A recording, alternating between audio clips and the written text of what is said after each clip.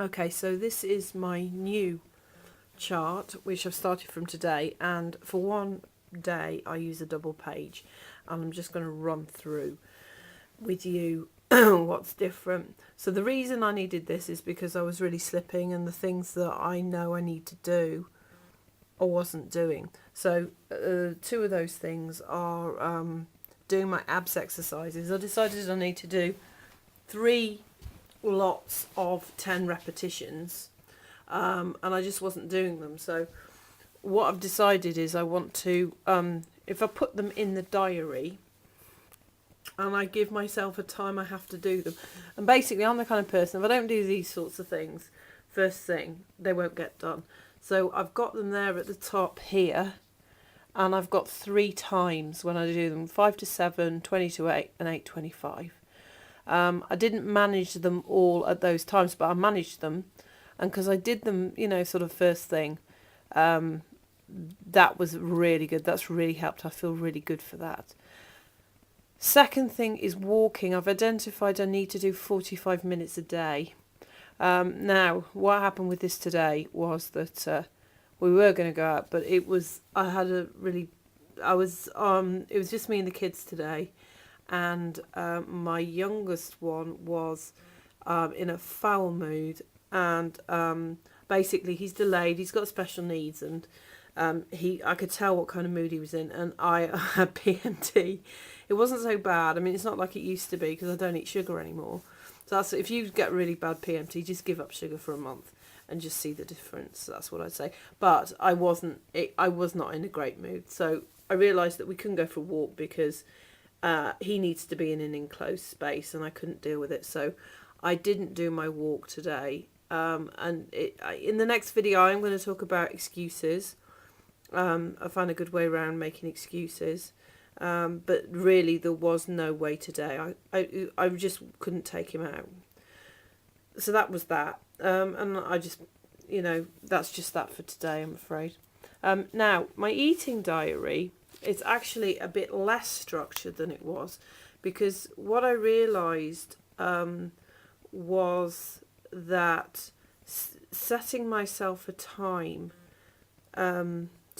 as a minimum time to eat has become, it seems to have lost its effectiveness for me.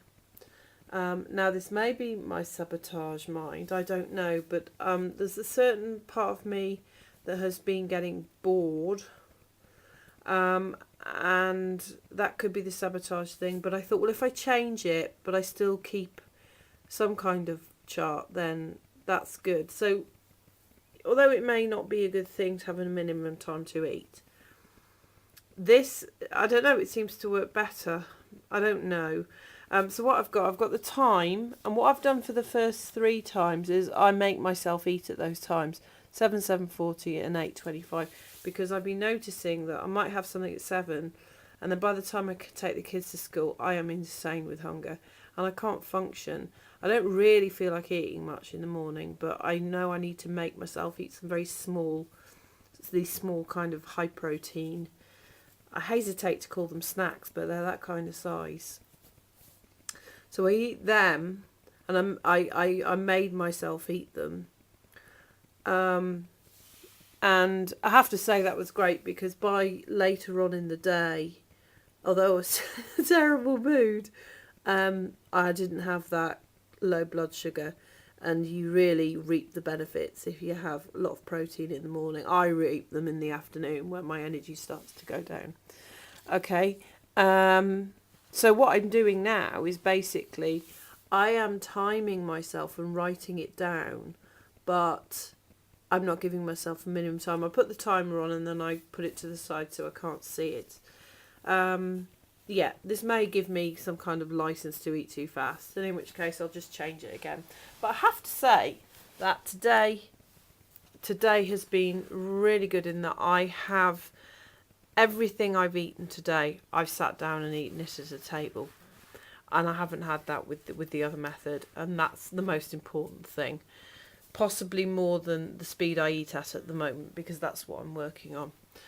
And then at the end of the day, I'll just put this up here.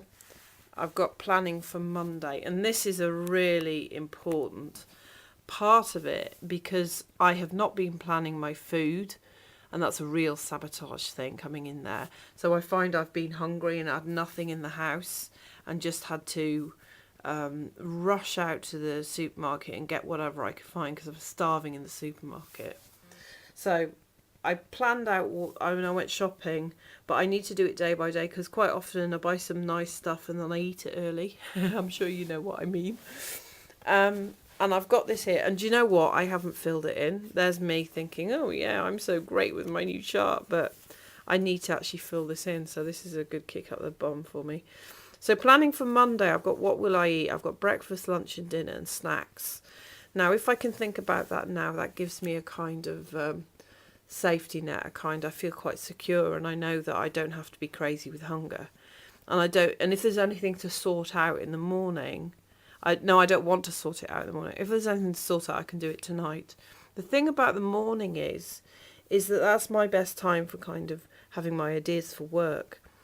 And what I'm finding is that having to deal with all the other stuff, like getting the kids' stuff ready for school and what am I going to eat for breakfast, and these really kind of basic things, makes me incredibly stressed. And the stress gives me this fake hunger.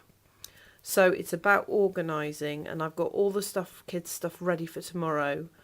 I just need to get them up. So I need to fill that in. And then underneath this, I've got any cooking time, if so, when and how long. It's like thinking when I get up in the morning, all right, you need to spend an hour doing some cooking later. And factor that in so that I'm suddenly, because my attention will just run away onto other things. And then finally, last one, have you drawn the table for tomorrow? Now, what I've noticed is that if I don't do the table for tomorrow, and I've already done it, but if I don't do the table for tomorrow, I get it the next day, and I think, there's no table. I don't have to time myself, or I can just do what I want because I haven't done the table. Okay, so that's an important thing. So I'm going to stop this video now, and I am going to fill this bit in. I haven't filled in, and so all in all, I'm pleased with this.